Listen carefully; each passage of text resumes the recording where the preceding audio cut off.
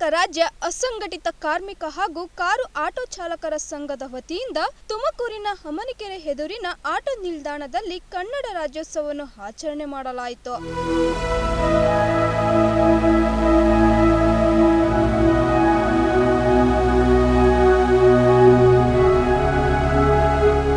ಕಾರ್ಯಕ್ರಮದಲ್ಲಿ ಭಾಗವಹಿಸಿದ್ದ ಚಾಲಕರಿಗೆ ಹಾಗೂ ಮಾಲೀಕರಿಗೆ ಸಂಚಾರಿ ನಿಯಮಗಳ ಬಗ್ಗೆ ಅರಿವಿನ ಹಿತನುಡಿಗಳನ್ನು ತುಮಕೂರಿನ ಆರ್ಟಿಒ ಇನ್ಸ್ಪೆಕ್ಟರ್ ಮಧುಸೂದನ್ ಹಾಗೂ ಆರ್ಟಿಒ ಅಧಿಕಾರಿಗಳಾದ ಕವಿತಾ ಮೇಡಂ ತಿಳಿಸಿಕೊಟ್ಟರು.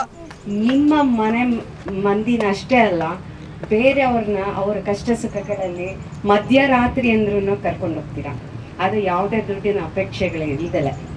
ಹೌದಾ? ಅದಕ್ಕೆ ನನ್ನ ವಂದನೆಗಳು.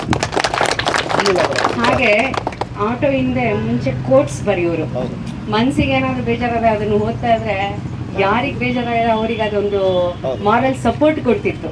ಬರೀ ಕರ್ಕೊಂಡೋಗೋದಲ್ಲ, ಮಾರಲ್ ಸಪೋರ್ಟ್ ಕೂಡ ಕೊಡ್ತಾ ಇದ್ದೀರಾ. ಅದೇ ರೀತಿ ನಿಮಗಿಷ್ಟ ಆದಂಥ ವ್ಯಕ್ತಿಗಳದ್ದು ಫೋಟೋಗಳು ಕೂಡ ನಿಮ್ಮ ಗ್ಲಾಸ್ ಮೇಲೆ ಅಂಟಿಸ್ಕೊಂಡು ಅವರ ಅಭಿಮಾನ ಕೂಡ ನೀವು ತೋರಿಸ್ತಿದ್ದೀರಾ. ಅದಕ್ಕೆ ಸಹ ನನ್ನ ಅಭಿನಂದನೆ. ಆದರೆ ಅದರಲ್ಲಿ ನಂದು ಒಂದು ಸಣ್ಣ ರಿಕ್ವೆಸ್ಟ್ ಇದೆ. ನಾವೇನು ಆಟೋ ಡಿಸೈನ್ ಮಾಡಿರ್ತೀವಿ, ಯಾಕೆಂದರೆ ನಾನು ಬೇಸಿಕಲಿ M.Tech ಮಾಡಿರೋದ್ರಿಂದ ಡಿಸೈನಿಂಗ್ ಬಗ್ಗೆ ಸ್ವಲ್ಪ ಹೆಚ್ಚು ತಿಳ್ಕೊಂಡಿರೋದಕ್ಕೆ ನಾನು ಹೇಳ್ತಾ ಇದ್ದೀನಿ.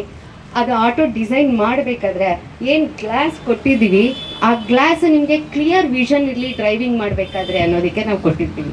ಸೊ ನೀವು ಹಾಕೊಳೋದು ಅಭಿಮಾನ ತೋರಿಸೋದು ಕರೆಕ್ಟ್, ಒಪ್ಕೋತೀನಿ. ಆದರೆ ಅದೇ ರೀತಿ ನನಗೆ ವಿಷನ್ ಇರಬೇಕಲ್ಲ, ಕ್ಲಿಯರ್ ವಿಷನ್ ಇರಬೇಕು ಡ್ರೈವಿಂಗಲ್ಲಿ.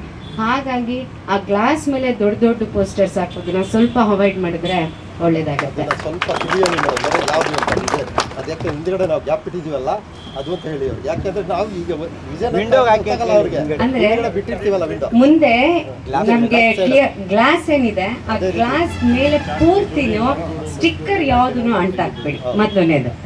ಎರಡನೇದು, ಆಟೋನಲ್ಲಿ ನೀವು ಹೊರಡೋಕೆ ಮುಂಚೆ ನಿಮ್ಮ ಡಾಕ್ಯುಮೆಂಟ್ಸ್ ಏನಿದೆ ಆಟೋಗೆ ಸಂಬಂಧಪಟ್ಟಿರೋದರಲ್ಲಿ RC ಬುಕ್ ಇರ್ಬೋದು, FC ಇರ್ಬೋದು, ಇನ್ಸೂರೆನ್ಸ್ ಇರ್ಬೋದು, ಹಾಗೂ ಎಮಿಷನ್ನು, ಎಲ್ಲದಕ್ಕಿಂತ ಹೆಚ್ಚಾಗಿ ಎಮಿಷನ್ನು ಹಾಗೂ ಪರ್ಮಿಟ್.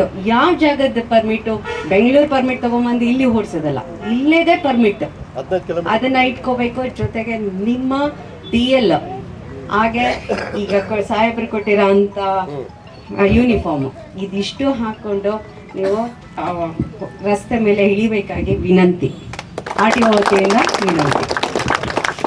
ಸೊ ಹೀಗೆ ಈಗ ನಿಮ್ಮ ಹತ್ರ ಎಲ್ಲ ಭಾಷೆ ಜನರು ಬರ್ತಾರೆ ಪ್ರಯಾಣ ಮಾಡೋಕ್ಕೆ. ನೀವು ಅವ್ರ ಹತ್ರ ಕನ್ನಡ ಮಾತಾಡಿರೋದ್ರಿಂದ ಅವ್ರಿಗೂ ಕನ್ನಡ ಬಗ್ಗೆ ಹೆಮ್ಮೆ ಬರ್ತದೆ. ಆ ರೀತಿ ಕನ್ನಡ ಉಳಿಸೋದ್ರ ಬಗ್ಗೆ ಮತ್ತೆ ನೀವು ಚಾಲಕರು ಏನಿದ್ದೀರಿ, ಆಟೋ ಡ್ರೈವರ್ ಅನ್ನೋದು ಒಂಥರ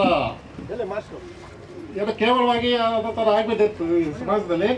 ಅದನ್ನ ಉಳಿಸ್ಕೋಬೇಕಾದ್ರೆ ನೀವೇನು, ನೀವು ಅವ್ರ ಪ್ಯಾಸೆಂಜರ್ಸ್ ಯಾವ ಥರನೇ ಇರಲಿ, ನೀವು ಅವ್ರನ್ನ ಗೌರವಿತವಾಗಿ ಬರ್ತಾರೆ. ನೆಕ್ಸ್ಟ್ ಅವ್ರು ನಿಮ್ಮನ್ನ ಗೌರವಿತವಾಗಿ ಮಾತಾಡ್ತಾರೆ.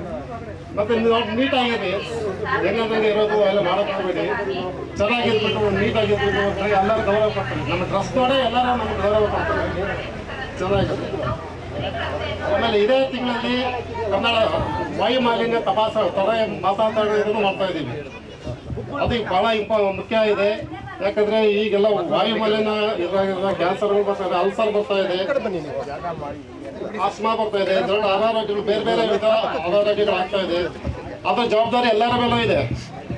ಎಸ್ಪೆಷಲಿ ನಾವು ಫ್ಯಾಕ್ಟ್ರಿಗಳು ಅವೆಲ್ಲ ಇರ್ತಾವೆಲ್ಲ ಊರಿಂದ ಹೊರಗಡೆ ಇರ್ತವೆ, ಅದರಿಂದ ನಮಗೆ ತೊಂದರೆ ಆಗಲ್ಲ. ಬಟ್ ಗಾಡಿಗಳಂದ್ರೆ ವಾಹನಗಳು ಜನಸಂದಣಿ ಇರೋ ಕಡೆ ಓಡಾಡೋದ್ರಿಂದ ನಾವು ಗಾಡಿಗಳನ್ನ ಸುಸ್ಥಿತಿಯಲ್ಲಿ ಇಟ್ಕೋಬೇಕು. ಈ ಕಾರ್ಯಕ್ರಮದಲ್ಲಿ ಸರ್ಕಾರಿ ಶಾಲಾ ಮಕ್ಕಳಿಗೆ ಉಚಿತವಾಗಿ ಪುಸ್ತಕ ಹಾಗೂ ಸಮವಸ್ತ್ರವನ್ನು ನೀಡಲಾಯಿತು. ಈ ಕಾರ್ಯಕ್ರಮದಲ್ಲಿ ಭಾಗವಹಿಸಿದ ಆಟೋ ಚಾಲಕರು, ಕಾರು ಚಾಲಕರು ಮತ್ತು ಮಾಲೀಕರಿಗೆ ಹಾಗೂ ಸಾರ್ವಜನಿಕರಿಗೆ ಅನ್ನ ಸಂತರ್ಪಣೆಯ ವ್ಯವಸ್ಥೆ ಮಾಡಲಾಯಿತು.